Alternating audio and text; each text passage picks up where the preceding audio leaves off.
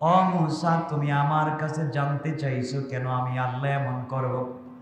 মুসা রে, তুমি যদি তোমার প্রশ্নের জবাব নিতে চাও, আমি আল্লাহর কাছ থেকে তোমার প্রশ্নের জবাব নিতে চাও, মুসা তোমাকে ছোট্ট একটা কাজ করা লাগবে।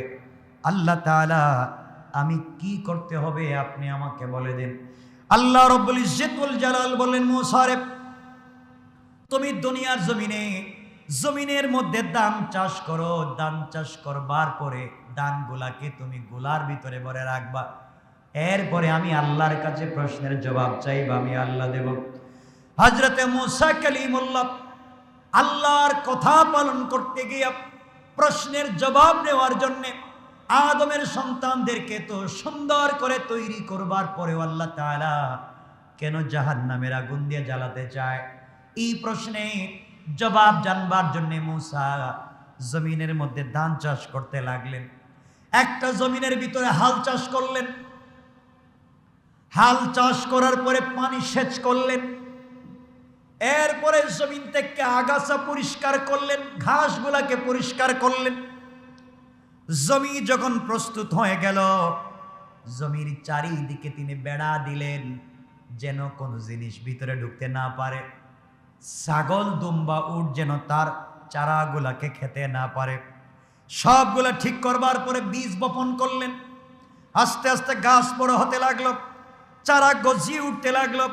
সারাদিন পরিশ্রম করে চারা যখন গজিয়ে উঠতে লাগলো, পানি দিতে লাগলেন, আগাছাগুলাকে পরিষ্কার করতে লাগলেন। ধানের গাছগুলা বড় হয়ে গেল, এক সময় ফসল পেকে গেল। হযরতে মুসা আলাইহিস সালাতু ওয়াস সালাম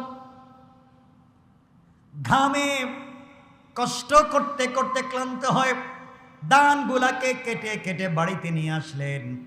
যত্ন সহকারে ধানগুলাকে ভাঙতে লাগলেন।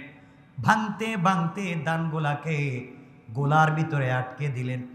রৌদ্রে পড়লেন, বৃষ্টিতে ভিজলেন, সব পরিশ্রম করে ধানগুলাকে গোলার ভিতরে ভরে ফেললেন। গুলাই তো বলেন, কি বলেন? গোলার ভিতরে ধানগুলাকে রেখে দিলেন। আর খড়কুটা যেগুলা হলো, এগুলাকে তিনি আগুন দিয়ে জ্বালিয়ে দিলেন, পুড়িয়ে দিলেন। আল্লাহ রাব্বুল ইজ্জত ওয়াল জালাল ডাক দিয়ে বলেন, মুসা কি করলাম? তুমি বৃষ্টিতে ভিজে আর রোদে পুড়ে যেই ধানের গাছগুলাকে তুমি লাগালাম, ছাগল বকরি না খাওয়ার জন্য বেড়া দিলাম, এগুলাকে বড় করবার জন্য পানি দিলাম, এত কষ্ট করে ধানের গাছগুলাকে তুমি বড় করলা, এগুলাকে তুমি লালন পালন করলা, আজকে তুমি জ্বালিয়ে পুড়িয়ে দিলা কেন? মুসা আলাইহিস সালাম ডাক দিয়ে বলতে লাগলেন, আল্লাহ তাআলা এই জন্য আমি জ্বালিয়ে দিয়েছি। আমার তো উদ্দেশ্য ছিল ধানের দানাগুলা, ধানের গাছ আমার উদ্দেশ্য ছিল না। এই জন্যে যেগুলা রত্ন হয়েছে সেগুলাকে যত্ন করে গোলায় ভরে দিয়েছি, আর যেগুলা আগাছা হয়েছে সেগুলাকে জ্বালিয়ে দিয়েছি।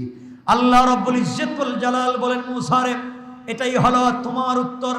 আমিও আদম তৈরি করেছি, যেগুলাকে তাকওয়ার মাধ্যমে রত্ন বানাতে পেরেছি, রোজার মাধ্যমে, নামাজের মাধ্যমে, ইবাদতের মাধ্যমে, জিকিরের মাধ্যমে রত্ন বানাতে পেরেছি। যত্ন করে তাদেরকে জান্নাতের ফয়সালা করে দিয়েছি। আর যেগুলা আগাছা হয়ে গিয়েছে, দুনিয়ার জমিনে আমার থাকে, আমার খায়, আমার পরে আমার সবকিছু ব্যবহার করবার পরেও আমি আল্লাহকে চিনি না, এগুলা আগাছা। এই জন্য এগুলাকে জ্বালিয়ে পুড়িয়ে দেওয়ার জন্যে আমি আল্লাহ জাহান্নামের আগুন তৈরি করেছি। আল্লাহু আকবার বলেন। আল্লাহর চিন্তা, আল্লাহর শৈল্পিক চিন্তা কত উত্তম। এই জন্যে আমার মুসলমান বন্ধুগণ, দুনিয়ার জমিনে চলার পথে আমাদেরকে দুনিয়ার জমিনে একমাত্র কেবলমাত্র আল্লাহ তাআলার হুকুম পালন করতে হবে। আমাদের রূহকে সতেজ করতে হবে, রূহের খোরাক আমাদেরকে দিতে হবে। এই রূহের খোরাক দেওয়ার জন্য আল্লাহ তাআলা আমাদেরকে দিয়েছেন 1 মাসের রোজা। কয় মাসের? কথা বলেন। লম্বা আলোচনা তো আর করা যাবে না, এটা মৌলিক আলোচনাটা অনেক লম্বা হলে আপনারা বুঝতেন। আমার একটা আলোচনাই আছে বোধহয় 2-2.5 ঘন্টার, যে রমজান একটা হসপিটাল, একটা ক্লিনিক, ভর্তি হতে হবে।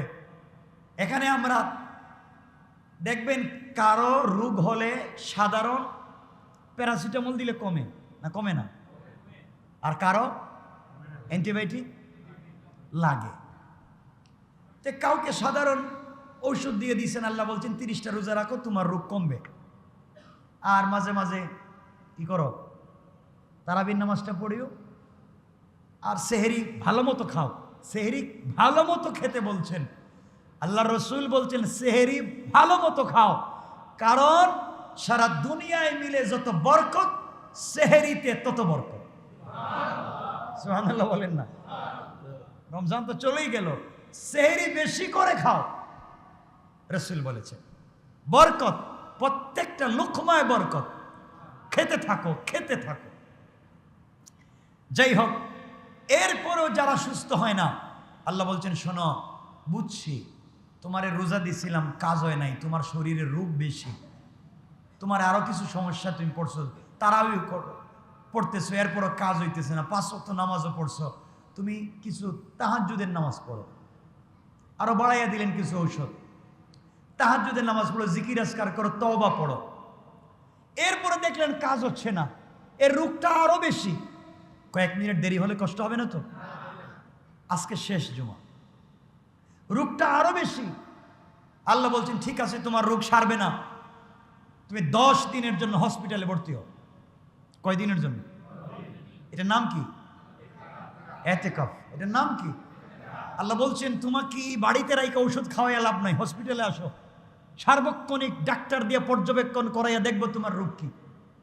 হসপিটালে আসার পরে তোমাকে আগের ঔষধগুলা চলতেই থাকবে, রোজাও রাখতে হবে, তারাবিও পড়তে হবে, 5 ওয়াক্ত নামাজও পড়তে হবে, এগুলো তো ঔষধ চলবেই। আর 10 দিন হসপিটালে থাকবেন নিবিড় পর্যবেক্ষণ। কোথায় থাকবেন? নিবিড় পর্যবেক্ষণে থাকবেন। এখানে আসলে আর বাহিরে কথা বলা যাবে না, বাথরুমে গিয়ে সিগারেট খাওয়া যাবে না। কি বলেন আপনারা?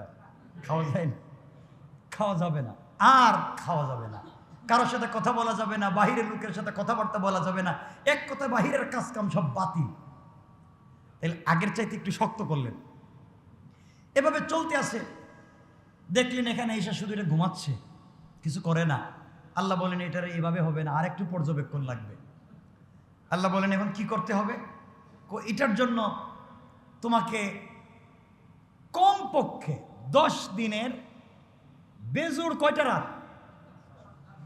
21, 23, 25, 27, 29, কয়টা হইল?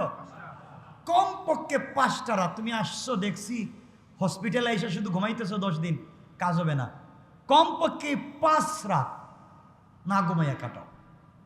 তোমাকে স্পেশালি ইবাদত করতে হবে, তোমার অপারেশন লাগবে। কি লাগবে? এই অপারেশন মেজর অপারেশন নাকি মাইনর অপারেশন? ছোটোখাটো অপারেশন। তোমার এই 5 রাত নিবিড় পর্যবেক্ষণে থাকবে তুমি, ফেরেশতারাও থাকবে, তোমার অপারেশন চলবে। এখন দেখা গেল এগুলো করতে করতে কাজ হচ্ছে না, অসুস্থটা এমন হয়েছে এটা মারাত্মক। ডাক্তার বলছে এটারে আইসিইউতে নেওয়া লাগবে। কই নেওয়া লাগবে? আইসিইউতে। কোথায় নেওয়া লাগবে? আইসিইউতে। সাধারণ হসপিটালের ডাক্তার দিয়ে রোগ সারবে না। আল্লাহ বলছেন সরাসরি তানাজ্জালুল মালাইকা, আমি আসমান থেকে একদল ইন্টার্নি নার্স পাঠাইয়া, স্পেশাল ডাক্তার পাঠাইয়া, তাদের সঙ্গে পৃথিবীর সবথেকে স্পেশালিস্ট ডাক্তার ওয়ার রূহ, যার নাম জিবরিল আমিন, তাকে দিয়ে পাঠাইয়া দিব লাইলাতুল কদরের রাত্রে। যাকে সাজদায়, যাকে তেলাওয়াতে, যাকে তাহাজ্জুদে, যাকে নামাজে পাবে, তার জন্য শুধু দোয়া করতে থাকবে, আর এক রাত্রের ইবাদত 83 বছরের ইবাদতের সমান হয়ে যাবে। সুবহানাল্লাহ বলেন। তাহলে হয়ে গেল লম্বা সময়। এইভাবে চলতে চলতে আছে। ফেরেশতা আসছেন, আসে স্পেশালি দেখতেছেন কার কোন সমস্যা। জিবরিল আমিন আল্লাহর তত্ত্বাবধানে ডাক্তার এসে রোগী দেখতেছেন, সাথে আসমান থেকে নিয়ে আসছেন একদল ফেরেশতা, তানাজ্জালুল মালাইকা। আচ্ছা দেখতেছেন কে কি করতেছে, সব দেখতেছেন। দেখার পরে অপারেশন শেষ। এই অপারেশন 29 তারিখ হইতে পারে, 21 তারিখ, যদি 21 তারিখ হইতে পারে, না হইতে পারে না, না হইতে পারে না। আপনারা তো 1 তারিখ বানায় ফেলাইছেন, এটা লম্বা তাফসীর, ওটা আর বলবো না। 21 হতে পারে, 29 হতে পারে, 25 হতে পারে, 23 হতে পারে, 27 হতে পারে। রাসূল বলছেন এই তারিখ তাকে জানিয়ে দেওয়া হয়েছিল, তিনি ভুলে গিয়েছেন, এটা আরেক তাফসীর, এটা লম্বা হয়ে যাবে। এরপরে অপারেশনের পরে ডাক্তার বলে দিয়েছে রেস্টে রাখো, আর যদি তোমরা দেখো আসমানে চাঁদ উঠে গেছে তাইলে একটা প্রেসক্রিপশন ধরাইয়া তাকে রিলিজ দিয়ে দিই হসপিটাল থেকে। সুবহানাল্লাহ বললেন না? এখন ডাক্তার, স্পেশাল ডাক্তার তো আইসা গেছে, দেশের ডাক্তারগুলা বলছে স্যার আপনি যে আসলেন এর যে রিলিজ দিমু এর প্রেসক্রিপশনে কি কোনো ঔষধ লিখমু? ও বলে গেছে হ্যাঁ ঔষধ লিখে দাও 6টা। কয়টা? সুবহানাল্লাহ বললেন না? কয়টা ঔষধ? 6টা ঔষধ লিখে দাও। কেন? এত 30 দিন এখানে ছিল, মোটামুটি 30 দিন ঔষধ খাইছে। আল্লাহ বলছেন মান জাবিল হাসানাতে ফালাহু আশরু আমসালিহা, যে ব্যক্তি কোনো সওয়াবের কাজ করবে সে কমপক্ষে 10 গুণ পাবে। কয় গুণ? কমপক্ষে। তাইলে 1-এ 10, তাহলে 30-এ কত হয়েছে? 300। 300 তো আর 1 বছর হয় না। আল্লাহ বললেন 6টা ঔষধ ট্যাবলেট লেখা দাও। মান সামা রমাদান সুম্মা আতবাহু সিত্তাম মিন শাওয়াল কানা কাসিয়ামিদ দাহরি কুল্লি, যে ব্যক্তি রমজানের রোজা রাখবার পরে শাওয়ালের আর শাওয়ালের 6টা 6-10-এ 300, তাহলে 360 দিন রোজা রাখার সওয়াব পাইলো। আগামী বছর রমজান আবার চলে আইলো, আল্লাহ বলেন আগামী বছর দেখবো রোগ আছে না নাই। সুবহানাল্লাহ বলেন না? কত সুন্দর হিসাব। তাহলে আমরা 6টা রাখবো তো ইনশাআল্লাহ? কথা অনেক, সময় চলে গেছে অনেক, এখানে আমরা রাখতে চাই, এখান থেকে আরো অনেক আলোচনা। সুতরাং আমরা আজকের রাত্র হয়তো আমাদের শেষ, রমজান শেষ, ঈদের রাত্র। পুরো রমজানের সবগুলা মাসের যেই দাম, ঈদের রাত্রর এই দাম। সারা মাসে আল্লাহ যত মানুষের মাফ করবেন, ঈদের রাত্রে আল্লাহ তত মানুষের মাফ করবেন। এই জন্য আজকের রাত্রে আমরা মাফ নিতে পারবো তো ইনশাআল্লাহ? আল্লাহ যেন আমাদেরকে মাফ করেন, বলেন আমিন। সবাই বললেন না? এবং রমজানের পরে শাওয়ালের 6টা রোজা রাখবো তো ইনশাআল্লাহ? ইনশাআল্লাহ বলেন ইনশাআল্লাহ। এখন কালকে তো যদি ঈদের নামাজ হয়ে যায়, হবেই তো নাকি? আমি বললাম হয়ে যায়, তাহলে ঈদগাহে আসার আগে একটা উত্তম কাজ হচ্ছে ফিতরা। কি ফিতরা? যাদের উপরে যাকাত ফরজ তাদের উপরে ফিতরা ওয়াজিব। যাদের উপরে যাকাত ফরজ তাদের উপরে ফিতরা ওয়াজিব। ফিতরা হচ্ছে ঈদের দিন সুবহে সাদিক উদিত হওয়ার পরে কেউ যদি 52.5 তুলা রূপা সমপরিমাণ সম্পদের মালিক হয় তাহলে তার উপরে ফিতরা ওয়াজিব। আর যাকাত 1 বছর গেলে পরে ফরজ। কথা বুঝছেন নি? ফিতরা ওয়াজিব। যাকাত দিতে হয় শুধুমাত্র মৌলিক মাল ছাড়া, আর ফিতরা দিতে হয় শুধু ভিটা বাড়ি ছাড়া, যা আছে সব হিসাবের ভিতরে। আপনি শৌখিন মানুষ, একটা জুতার জায়গায় 6টা জুতা আছে, একটা শার্টের জায়গায় 20টা আছে, একটা প্যান্টের জায়গায় 30টা আছে, একটা গড়ির জায়গায় 10টা আছে, এগুলার ফিতরা দিতে হবে। ঠিক আছে তো?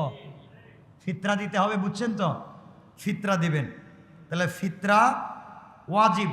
ফিতরা দেওয়ার উত্তম নিয়ম হলো আপনি ঈদগাহে আসার আগে দিবেন। কোথায় আসার আগে? ঈদগাহে আসার আগে, মানে ঈদের নামাজে আসার আগে আগে আপনি ফিতরা দিয়ে দিবেন। যদি আরো আগে দিয়ে দেন আপত্তি নাই, যদি নামাজের পরে দেন গুনাহ নাই। উত্তম হলো, সুন্নত হলো নামাজে আসার আগে দিবেন। কেমনে দিবেন কন্ত?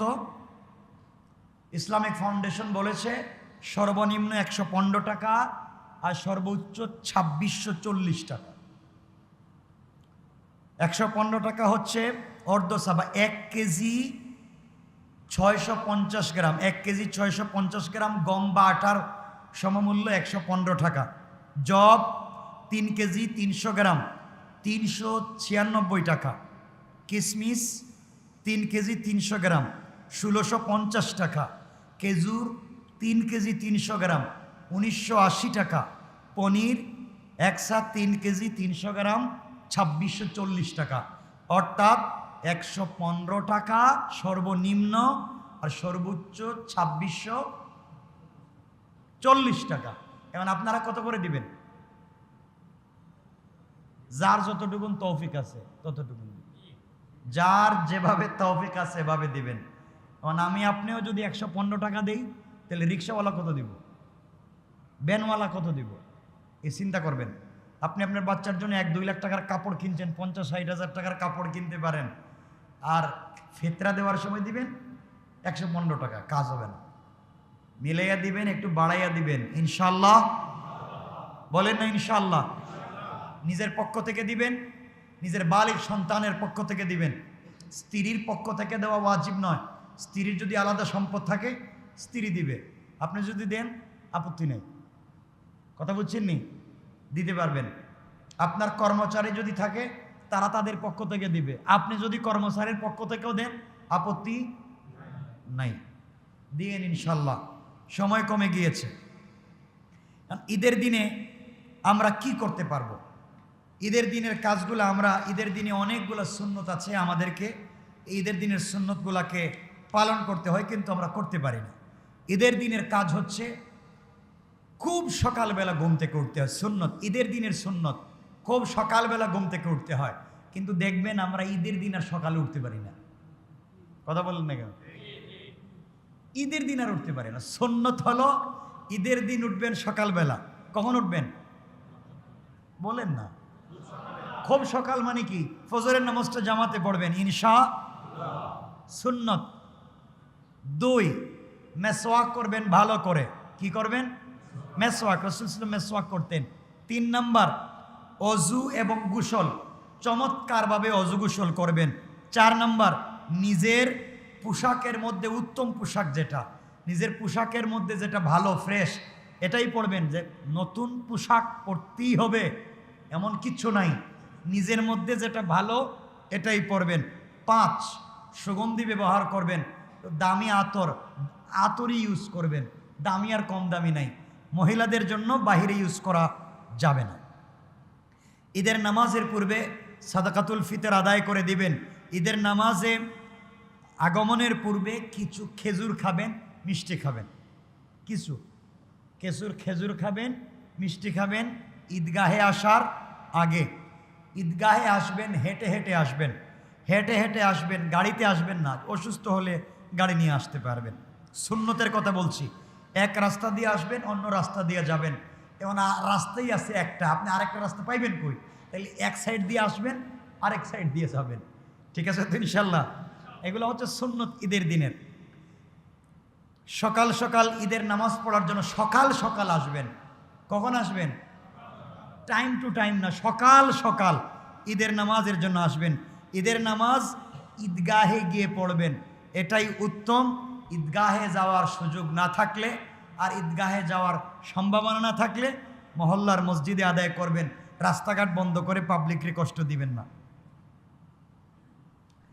এরপরে আস্তে আস্তে করে তাকবীর দিবেন, আল্লাহু আকবার, আল্লাহু আকবার, লা ইলাহা ইল্লাল্লাহু, আল্লাহু আকবার, আল্লাহু আকবার, ওয়ালিল্লাহিল হামদ। এটা পড়ে পড়ে আসবেন এবং শরীয়তের সীমার ভিতরে আনন্দ উদযাপন করবেন। আরেকটা হলো 14 নম্বর, ঈদের দিন মন খারাপ করবেন না। কোনো কারণে ঈদের দিন মন খারাপ করা যাবে বলেন না? হাসি খুশি থাকবেন তো? যার যা আছে তা নিয়ে হাসি খুশি, ঠকাইলেও হাসি খুশি, দিলেও হাসি খুশি ইনশাল্লাহ। আর শেষ, শুভেচ্ছা বিনিময় করবেন, সুন্নত। ঈদের দিনে শুভেচ্ছা বিনিময় করা সুন্নত। শুভেচ্ছা না বিনিময় অর্থ কুলাকুলি করে হাড্ডি ভাঙ্গার কথা বলতেছি না, এমন সাপ মাঝে মাঝে দেয় মানে হাড্ডি ভেঙে বলে, এই চাপ দেওয়ার কথা বলছি না। শুভেচ্ছা বিনিময় সুন্নত হচ্ছে তাকাব্বালাল্লাহু মিন্না ওয়া মিনকুম। আপনারা যেটা বলেন ঈদ মুবারক বলতে পারেন, বলছি, কিন্তু সুন্নত হচ্ছে রাসূল বলছেন তাকাব্বালাল্লাহু মিন্না ওয়া মিনকুম। সুন্নত এটা হচ্ছে ঈদের শুভেচ্ছা। কুলাকুলি যে করাই লাগবে এটা কোনো কথা না, কুলাকুলি না করলেও হবে, কিন্তু শুভেচ্ছা বিনিময় করবেন, যাকে তাকে পাইলে সালাম দিবেন, ভালো মন্দ জিজ্ঞাসা করবেন, মুসাফা করবেন। ঈদের দিন কবর জিয়ারত করাই লাগবে, না করলে হবে না, এটা নয়। কবর জিয়ারত উত্তম। ঠিক আছে তো ইনশাল্লাহ? এই সুন্নতগুলো মনে থাকবে তো? সুন্নতের কথা যেগুলো বলছি মনে থাকবে তো? আল্লাহ আমাদের সবাইকে কবুল করুক, বলেন আমিন। অনেক লম্বা হয়ে যাচ্ছে। কয়টা? 8:30টায় ঈদের জামাত অনুষ্ঠিত হবে। 8:30 8:30 একটাই জামাত হবে এখানে 8:30টায়। আর গত জুমায় আপনারা মসজিদে দিয়েছেন 28,700 টাকা। আলহামদুলিল্লাহ বলেন। কালকে আমরা আসবো তো ইনশাল্লাহ।